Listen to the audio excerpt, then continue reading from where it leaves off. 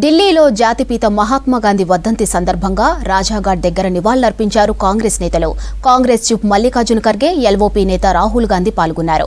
77వ వర్ధంతి సందర్భంగా గాంధీ స్మారక చిహ్నం దగ్గర పూలమాలలు వేసి శ్రద్ధాంజలి ఘటించారు. ఇక దేశానికి బాపు చేసిన సేవలను గుర్తు చేసుకున్నారు లీడర్లు.